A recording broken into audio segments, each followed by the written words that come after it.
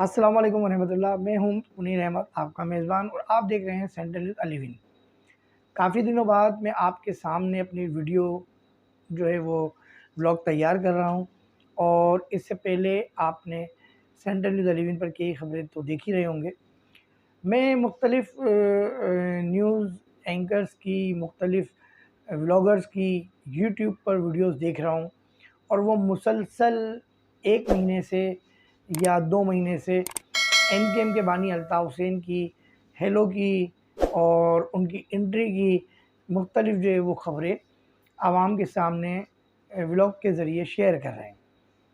मैंने काफ़ी अरसे पहले ये बात कही थी, और मैं अमूमन कहता हूँ कि अल्ताफ़ हुसैन एक नाम, एक ब्रांड है।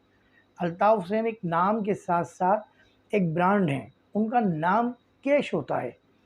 पहले ज़माने में राब्ता कमेटी कैश कराती थी, पहले ज़माने में लैंड ग्रैबर कैश कराते थे, पहले ज़माने में कब्ज़ा माफिया कैश कराते थे, पहले ज़माने में भत्ताखोर कैश कराते थे।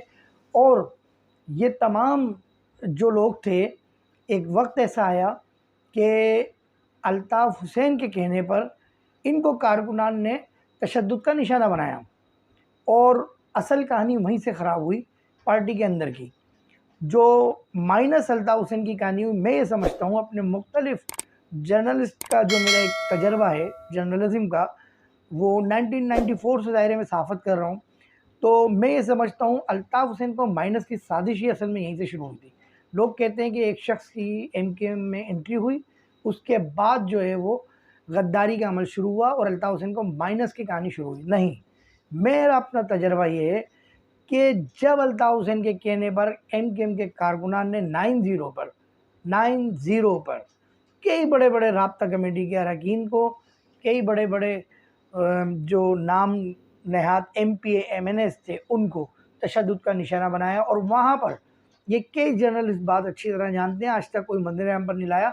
उनकी जो टेपें होती थी, वो बाद में टेपें निकाल ली गईं, क्योंकि काफ़ी लोगों ने उसको शूट किया था, तो वो टेपें निकाल ली गईं और सख्ती से पाबंद किया गया है कि आप इसको डिटेल के साथ ऑन एयर नहीं करेंगे। तो ये सिलसिला वहाँ से शुरू हुआ था। तो अल्ताफ़ हुसैन का नाम एक ब्रांड बन चुका था, और आज भी अल्ताफ़ हुसैन का नाम एक ब्रांड है। ये तमाम व्लॉगर्स जो अपनी वीडियो शाया कर रहे हैं, ये जो अपनी वीडियो यूट्यूब पे अपलोड कर रहे हैं, ये सिर्फ सब्सक्राइबर बढ़ाने के लिए कर रहे हैं, वॉच टाइम बढ़ाने के लिए कर रहे हैं, अपनी व्यूअरशिप बढ़ाने के लिए कर रहे हैं।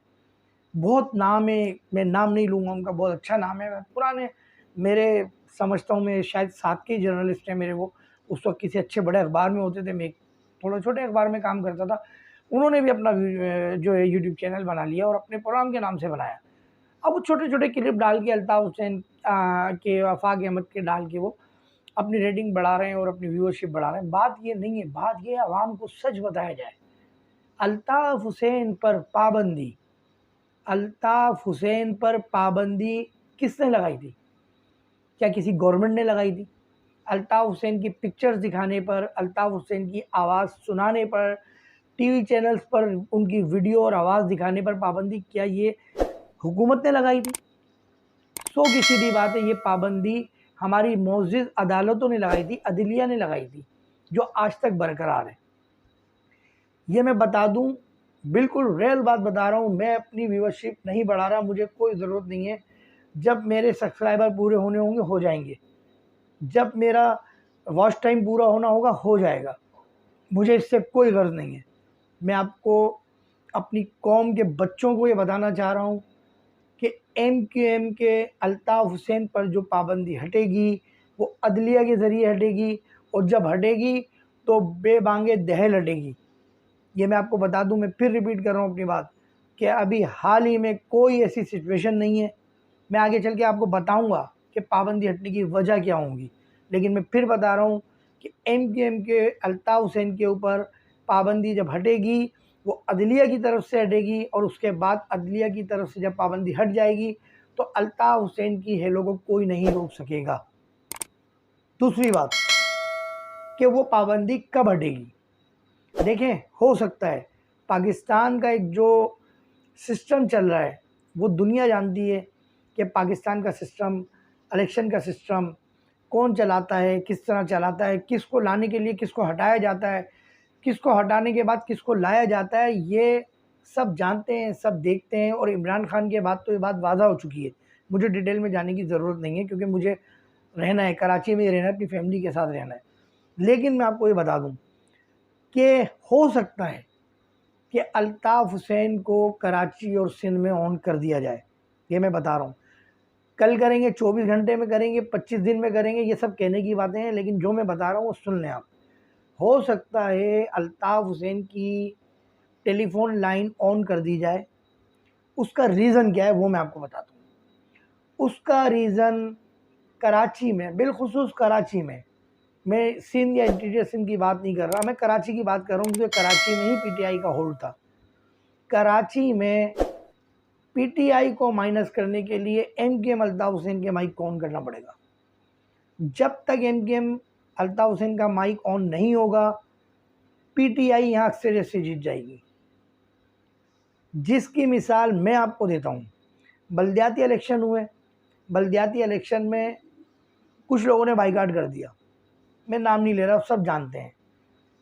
जब उन्होंने बाइकाट किया तो खुला मैदान मिला पाकिस्तान पीपल्स पार्टी को, खुला मैदान मिला पीटीआई को, और पीटीआई अक्सरियत से जीती, पीपल्स पार्टी भी जीती, जमात इस्लामी भी जीती। एक आम इलेक्शन था, बल्दियाती इलेक्शन था, लेकिन लोगों ने देख लिया कि पीटीआई अक्सरियत से जीती, और पीटीआई का वोट बैंक है।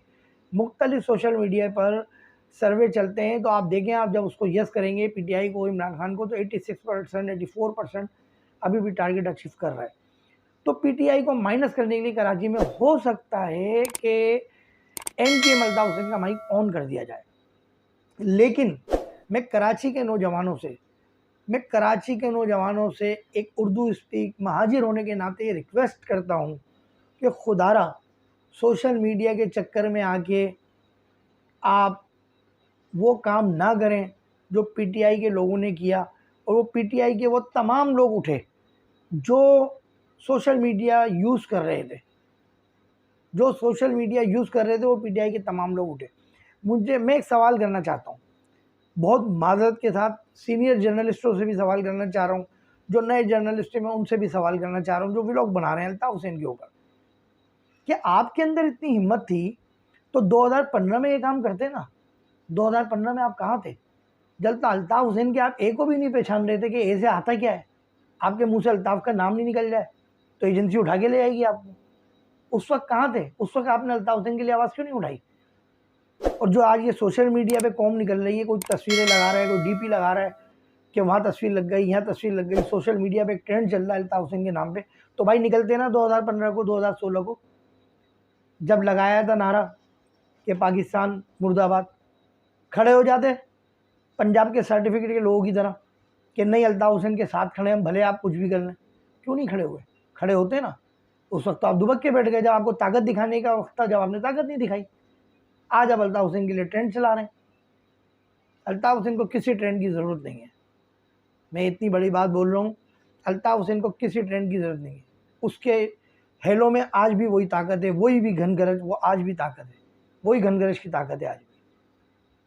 लेकिन मैं उन तमाम जर्नलिस्टों को और उन तमाम व्लॉगर्स को अल्लाह का वास्ता के देके कहता हूँ कि हमारी कौम के नौजवानों को किसी अनजानी आफतों में ना धकेलें। हमारे शहर कराची के कई नौजवान आज भी लापता हैं। एक पीएसपी बनी थी जिसकी वजह से कई नौजवान हमारे अपने माँ बाप से आके मिल लिए, बीवी बच्चों से आके मिल लिए। अब कोई पीएसपी नहीं बनेगी। हमारे बच्चों के मुस्तकबिल को ख़राब ना करें आप। जब अल्ताफ़ हुसैन की हेलो ऑन होगी तो खुद ब खुद जब पहुँच जाएंगे। लेकिन ये अभी आप ट्रेंड चलाकर आप लोगों को नज़रों में नहीं लाए, ये आप गलत कर रहे हैं, बहुत गलत कर रहे हैं। 90 भी खुलेगा, 90 दोबारा तामीर भी होगा। अजीज़ाबाद में आसपास सब वही माहौल हो जाएगा जो 2014 में, 2013 में हुआ करता था। लेकिन जब वक्त आएगा, जब लोग बेहतर समझेंगे ये काम हो, तो जब होगा। अल्ताफ़ हुसैन ने गद्दारी का ऐलान किया, अल्ताफ़ हुसैन के राब्ते रॉ से थे, अल्ताफ़ हुसैन गद्दार थे, ये सब मामला हम चाय के होटलों पे बैठकर, पान की दुकानों पर बैठकर डिस्कस करते हैं। मेरे भाई, ये जिनको मामला क्लियर करने वाले होते हैं वो कोई और लोग होते हैं। जब वो समझेंगे कि अल्ताफ़ हुसैन पाकिस्तान की इस वक्त ज़रूरत है, तो अल्ताफ़ हुसैन का ऑन हो जाएगा टेलीफोन। आपको क्या तकलीफ़ हो रही है? लाइन एरिया की एक तस्वीर किसी ने लगा दी, जेट लाइन बजरडा लाइन की, कि ये तस्वीर लग गई। फ़ोटोशॉप का ज़माना है, सब एडिट करके लगाइए तस्वीर। किसी ने रात के 4 बजे एक बैनर बनवाया और वो 4 बजे गुलबहार पे लगा दिया पुल के नीचे, और तस्वीर खींच के वो सोशल मीडिया पे वायरल कर दी। तो क्या पूरे गुलबहार में अल्ताफ़ हुसैन के बैनर लग गए थे? ये हमारी नौजवान नस्ल, जो अभी यूथ हमारी बड़ी हो रही है, जो पीटीआई के साथ थी, आप उसको पागल ना बनाएं। ये हमारे बच्चे अपनी फैमिलियों में रह रहे हैं, अपने माँ बाप के साथ रह रहे हैं, इनको रहने दीजिए। जब पाकिस्तान को ज़रूरत पड़ेगी अल्ताफ़ हुसैन की, पाकिस्तान के अंदर उनकी आवाज़ भी आएगी और वो ख़ुद भी पाकिस्तान आ जाएंगे। अपनी व्यूअरशिप, अपने सब्सक्राइबर, अपना वॉच टाइम पूरा करने के लिए काम ना करें। किसी को मेरी कोई बात बुरी लगी हो तो मैं माज़रत चाहता हूँ। अब तक के लिए मुझे इजाज़त दीजिए। सेंट्रली तो लिविंग देखते रहिए हमारे चैनल। अगर आपको पसंद आए तो उसको सब्सक्राइब कीजिए, और अगर हमारी ये वीडियो आपको पसंद आए और आप मुनासिब समझते हैं तो अपने दोस्तों अजीज़ों के लिंक पर, जो है सोशल मीडिया के लिंक पर, इसको शेयर कीजिए। अस्सलाम वालेकुम रहमतुल्लाहि व बरकातहू।